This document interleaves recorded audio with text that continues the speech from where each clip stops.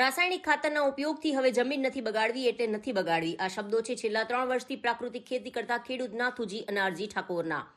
સરસ્વતી તાલુકાના વામૈયા ગામના હનુમાનપુરાના રહીશ અને પરંપરાગત ખેતીનો વ્યવસાય કરતા નાથુજી અનારજી ઠાકોરે છેલ્લા 3 વર્ષથી પ્રાકૃતિક ખેતી અપનાવી છે। પ્રાકૃતિક ખેતીમાં ઉત્પાદન વૃદ્ધિ, બમણી આવક અને ઝેરમુક્ત અનાજ મળવાથી તેમણે આજીવન ગાય આધારિત પ્રાકૃતિક ખેતીનો સંકલ્પ કર્યો છે। તેમના આ સંકલ્પને પગલે ગામમાં અનેક ખેડૂતો પણ પ્રાકૃતિક ખેતી તરફ વળ્યા છે। નાથુજી અનારજી ઠાકોરે તેમની 1 વીઘા જેટલી જમીનમાં 3 વર્ષથી પ્રાકૃતિક ખેતી કરી રહ્યા છે।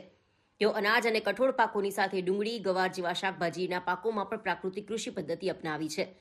તેમણે રાસાયણિક ખેતી પદ્ધતિનો સદંતર ત્યાગ કર્યો છે। રાકેશભાઈ છેલ્લા 3 વર્ષથી પ્રાકૃતિક ખેતી કરતા હોવાથી તેમની જમીન પોચી ભરી ફળદ્રુપ બની છે। તેઓ કહે છે કે મને પ્રાકૃતિક ખેતી પ્રત્યે પ્રેમ છે। પ્રાકૃતિક ખેતી માટે તેમણે 2 દેશી ગાયો પાડી છે, જેના છાણ અને ગૌમૂત્રમાંથી તેઓ ઘન જીવામૃત અને જીવામૃત બનાવે છે અને તેનો ઉપયોગ ખેતી પાકોમાં કરે છે। દેશી ગાયના છાણને સૂકવી તેઓ ઘન જીવામૃત બનાવે છે। તેને 15 દિવસમાં અંતરે ખાંપી લેવામાં આવે છે। 30 થી 35 દિવસે ઘન જીવામૃત બને છે। ગૌમૂત્ર અને અન્ય વનસ્પતિઓથી જીવામૃત બનાવવામાં આવે છે। પાકની અવસ્થા મુજબ 15 થી 18 કે 21મા દિવસે જીવામૃત આપવામાં આવે છે। હાલમાં તેમણે ડુંગળી અને ગવારના પાકોની ખેતી કરી છે। નાથુજી અનારજી ઠાકોર જણાવે છે કે છેલ્લા 3 વર્ષથી રાસાયણિક ખેતી પદ્ધતિનો સદંતર ત્યાગ કર્યો છે।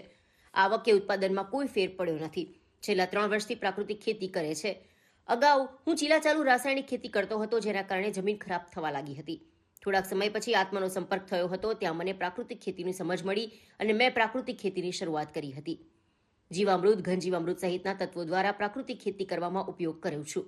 નાથુજીએ વધુમાં જણાવતા કહ્યું કે પ્રાકૃતિક ખેતીના કારણે શરીરનું સ્વાસ્થ્ય પણ સારું રહે, આવનારી પેઢીને સારો ખોરાક આપી શકીએ, જમીન પણ સારી રહે છે અને હું બીજા ખેડૂતોને પણ વિનંતી કરું છું કે રાસાયણિક નહીં પરંતુ પ્રાકૃતિક ખેતી કરો। મારું નામ ઠાકોર નાથુજી અનારજી। હું છેલ્લા 3 વર્ષથી પ્રાકૃતિક ખેતી કરું છું। એટલે મને પહેલાં તો રાસાયણિક સીધા ચીલાચાલુ ખેતી કરતો હતો। એમાં મળતું પણ એમ કે જમીન જેમ જેમ દાડે બગડતી જતી હતી।